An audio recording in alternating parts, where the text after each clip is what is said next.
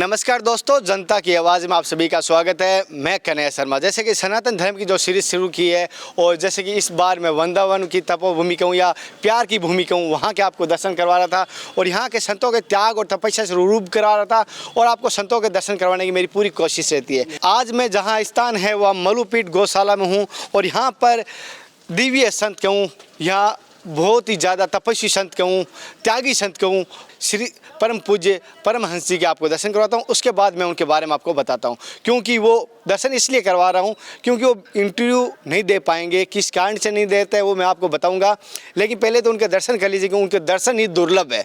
दर्शन सौभाग्य होता है, वही कर सकता है। और दर्शन करने के लिए आपको मैं साधन भी बताऊँगा, स्थान भी बताऊँगा। पहले उनके बारे में जानते हैं, पहले आपको उनके दर्शन करते हैं, फिर आगे शुरुआत करते हैं।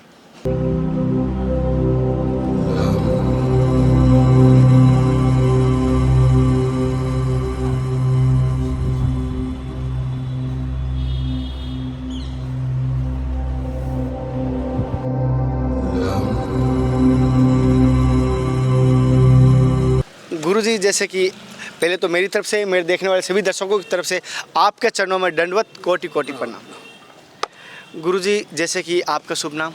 श्री पुरुषोत्तम दास। अच्छा गुरुजी, जैसे आश्रम का नाम परमहंस, आश्रम का नाम है मलुपीठ आश्रम। अच्छा, गुरुजी का नाम परमहंस था। उन महात्मा जी के बारे में थोड़ा सा, परम पूज्य परमहंस जी के बारे में थोड़ा सा हमें बता सकते हो हमारे दर्शकों को, क्योंकि वो मुझे देखने में दुर्लभ है दर्शन सभी को, और वो बिल्कुल भी किसी को इंटरव्यू, किसी से बात नहीं करते हैं, तो थोड़ा सा उनके बारे में जानना चाहते हैं। हमारे महाराज जी भी उनके बारे में बहुत बात बताते हैं, कथा में बोलते हैं परमहंस जी के बारे में। तो वो वास्तव में दिव्य संत हैं और उनका त्याग वैराग्य उनका जो है वास्तव में देखने लायक। उनसे हमें शिक्षा लेनी चाहिए और हमने उनसे शिक्षा भी ली है। तो ऐसे संत महापुरुष का दर्शन करना चाहिए, तो यही उनका मतलब है। आज मैं देखा हूँ, उनकी उम्र कितनी होगी? बहुत की उम्र करीबन होगी 80 साल। 80 साल उम्र होगी और वो यहीं रहते हैं, यहीं विराजते हैं गौशाला में। अगर कोई भक्त उनका दर्शन करना चाहता है तो कैसे कर सकता है? वो यहीं पे आके गौशाला में करते हैं, वो ब्रज से बाहर नहीं जाते हैं। अच्छा। ब्रज भूमि में रहते हैं। करीबन उनको 60-65 साल हो गई, ब्रज से बाहर नहीं निकले। और यहाँ कोई अगर भक्त आए दर्शन तो कर सकता है उनका, बस बातचीत नहीं हो पाती। हाँ। बातचीत किसी से नहीं करते? नहीं करते हैं, कभी कभार जब भाव में और समाधि में डूब जाते फिर नहीं बात करते। भाव में समाधि, मतलब कैमरे के सामने बिल्कुल भी होश नहीं आते? हाँ, कम आते हैं। वो कैमरे का सख्त मना करते हैं, कैमरे के सामने नहीं आते। हालांकि ऐसे आप आओगे तो आपको बात सीधा दर्शन करवा सकते हैं। जैसे कि मैंने यहाँ पे गौशाला में देख रहा हूँ, गौ सेवा परम सेवा मानी जाती है, तो गौ सेवा का महत्व क्या बता सकते हो थोड़ा सा? गौ सेवा हमारा परम धर्म है। हिंदू किसान भाइयों की ये गौ सेवा है, इससे बढ़कर कोई नहीं है। क्योंकि कहते हैं कि एक है साधे सब सदे, सब साधे सब जाए। गौ माता की सेवा करने से सब सेवा हो जाती है, क्योंकि इन गौ माता में 33 करोड़ देवताओं का वास है। हमारे महाराज जी बताते हैं, जिसने गौ सेवा कर ली उसने सब सेवा कर ली, सभी की सेवा हो गई। और हमने देखा भी है, किसान भाई के हम बेटे हैं, ग्रामीण जन्म दिया है, तो हमने देखा है पहले माताएं गौ माता रखती थी, सबसे पहली रोटी गौ माता का निकालती थी। और गौ माता को हम ऐसे रखते हैं अपना एक सदस्य जैसा, चाहे कितनी वृद्ध हो जाए, चाहे दूध दे या न दे, फिर भी उसको त्यागते नहीं। लेकिन आज हम स्वार्थवश लोभवश गौ माता का त्याग कर देते हैं। दूध दे रही है जब तो रख रहे हैं, दूध नहीं दिया उसको भगा दिया। तो ये गौ माता आज कल सड़क पर घूम रही हैं, ये हमारे किसान भाइयों की वजह थी। किसान भाई चाहें कि गाय माता किसकी है? किसान भाइयों की है, बाहर से तो नहीं आ रही। तो अगर किसान भाई चाहें गौ माता को अपनी एक सदस्य मान करके, चाहे वृद्ध हो जाए, बूढ़ कैसी भी हो जाए, लंगड़ी हो जाए, लेकिन उसको घर से बाहर नहीं निकलना चाहिए, उसकी सेवा करनी चाहिए। तो ये किसान भाइयों का परम धर्म है। और थोड़ा इसमें जो धनी सेठ साहूकार हैं उनको भी सहायता करनी चाहिए, जो पैसे वाले हैं उनको गौशाला में जाकर सहयोग करना चाहिए। तो इस प्रकार से गौ माता हमारी कभी सड़क पर नहीं घूमेगी, कभी कष्ट नहीं पाएगी।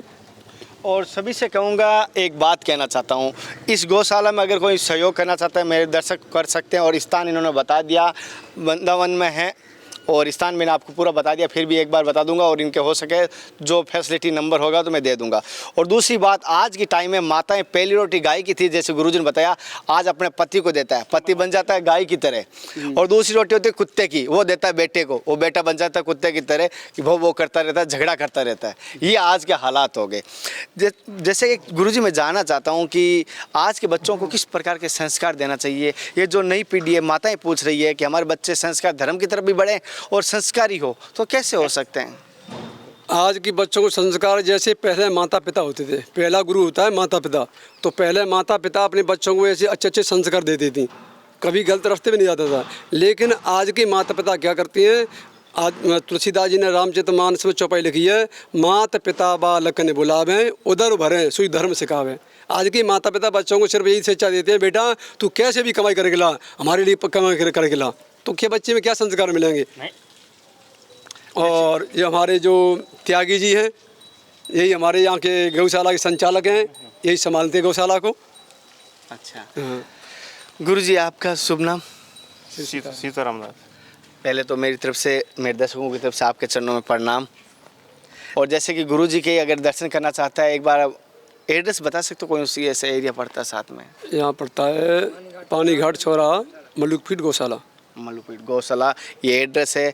अगर कोई भक्त यहाँ जैसे कोई देख रहा है, कोई अगर सहयोग करना चाहता है ऑनलाइन गायों के लिए, तो कोई माध्यम आके कर सकता है या ऑनलाइन कोई कर सकता है? किसी भी कर सकता है, और किसी भी गौशाला में। हमारा ये नहीं है कि मैं यहीं पे आ करे। अच्छा। हाँ, जो कोई हो, कहीं भी जिसको ये सुविधा यहाँ लगे गौशाला की, कहीं भी जहाँ गौ माता दुखी रह रही है वहाँ भी कर सकता है। जैसे कि गौशाला में दुखी कहीं पर भी रह रही, वहीं भी कर सकते हैं।